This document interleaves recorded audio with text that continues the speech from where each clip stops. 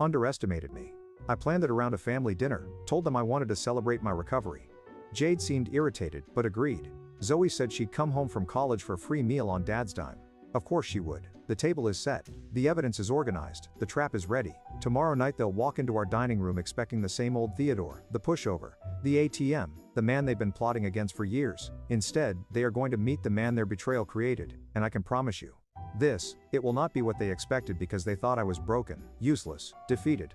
But you don't spend 14 years providing for a family, working yourself to exhaustion, sacrificing everything just to roll over when they stab you in the back. They wanted a war.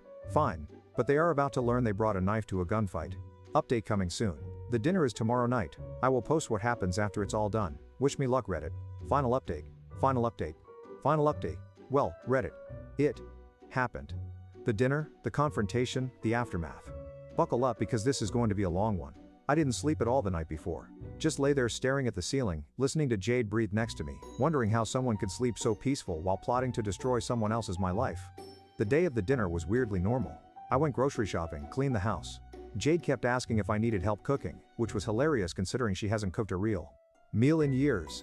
I told her I wanted to do it myself, sort of look at me, I'm recovered thing. She bought it. Zoe arrived around, gave me this awkward side hug and asked how I was feeling. The absolute fakeness of it made my skin crawl. But I smiled, told her I was doing great, better than ever actually.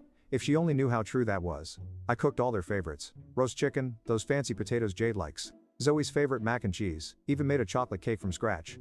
One-handed cooking is a challenge, but I managed. The table looked perfect. Candles, good dishes, wine glasses. The works. What they didn't know was that under my chair was a folder containing everything I discovered, and my phone was set up to record the whole thing and Ren was on standby ready for my text. They both seemed uncomfortable during dinner, kept exchanging these little glances, probably wondering why I was in such a good mood. Probably thinking I was clueless, a lamb to the slaughter.